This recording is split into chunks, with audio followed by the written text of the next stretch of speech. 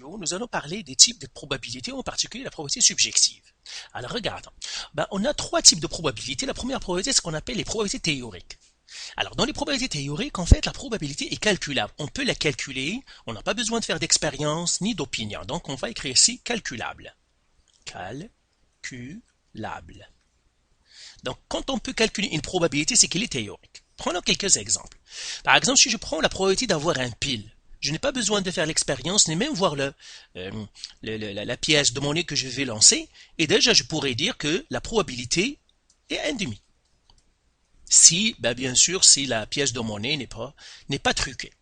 Probabilité de tirer un 10 d'un jeu de cartes, la même chose, sans que je vois les jeux de cartes. Si le jeu de cartes n'est pas truqué, je sais que la probabilité, ça va être 4 sur 52, ou bien 1 sur 13. Pourquoi? Parce que il y a 52 cartes dans un jeu de cartes, il y a 4 10, donc ça va être 4 sur 52.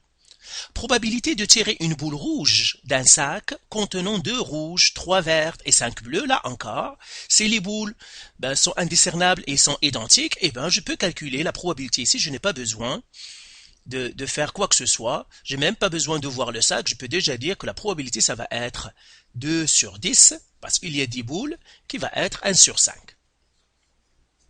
Donc, probabilité théorique, c'est la probabilité qu'on peut calculer. Maintenant, il y a un autre type de probabilité, c'est ce qu'on appelle les probabilités fréquentielles. Probabilités fréquentielles, ce sont les probabilités qu'on ne peut pas calculer. Par exemple, probabilité d'un gobelet, probabilité qu'un gobelet tombe sur sa face plane. Donc un gobelet, comme ça. Alors, quelle est la probabilité qu'il tombe sur sa face plane? Alors, la seule façon de le faire, c'est tout simplement faire l'expérience. Ça veut dire lancer le gobelet plusieurs fois et voir combien de fois il tombe sur sa face plane. Donc, ici, on écrit expérience. Expérience. Donc, on a besoin d'une expérience ou bien des essais. On écrit aussi essais.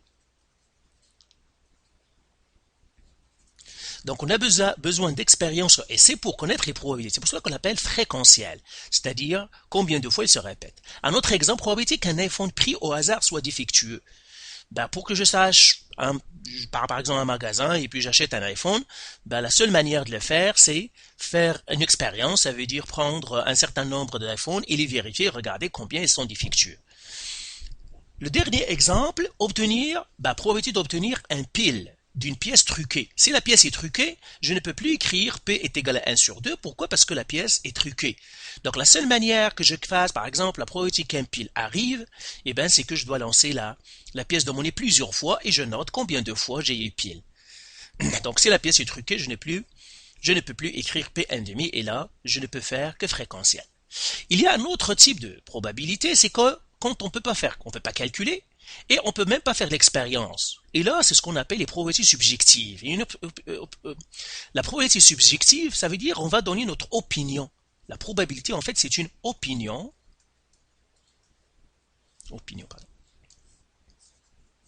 C'est une opinion. Ou bien un avis. Par exemple, probabilité qu'il pleuve demain. Chacun, peut-être il y a des gens qui vont dire 30, il y a des gens qui vont dire 50, il y a d'autres qui vont dire 10, ça dépend. Donc c'est une opinion, il n'y a aucune manière de les calculer, cette probabilité, il n'y a aucune manière de faire une expérience, par exemple répéter ça pour trouver. Probabilité que les Canadiens gagnent le prochain match 4-3. Les Canadiens de hockey, quelle est la probabilité qu'ils gagnent le match 4-3? Ça aussi, ça pourrait être qu'une opinion ou un avis. Et les opinions et les avis diffèrent d'une personne à l'autre. Et par suite, ces probabilités-là vont différer d'une personne à l'autre. Un dernier exemple, probabilité que tu aimeras le prochain film que tu verras. Là encore, ça c'est une opinion. Donc là, on ne peut pas calculer les probabilités. Alors pour résumer, nous avons trois types de probabilités. Probabilité théorique, probabilité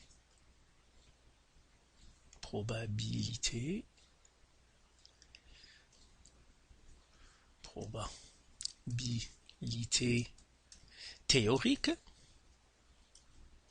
Et là, on doit faire un calcul. Donc, calcul. Probabilité fréquentielle. Probabilité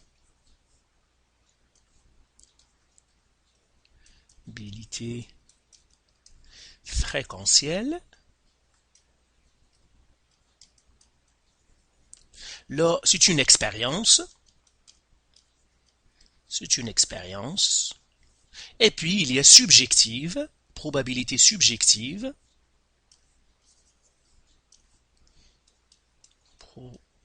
Probabilité subjective. En fait, ici, c'est une opinion. On peut faire ni calcul ni expérience. C'est une opinion, un avis, etc. Donc voilà les trois types de probabilités que vous avez dans le programme. Donc faites les exercices du site et les exercices de votre manuel. Et si vous avez encore des questions ou de la misère, vous pouvez nous contacter.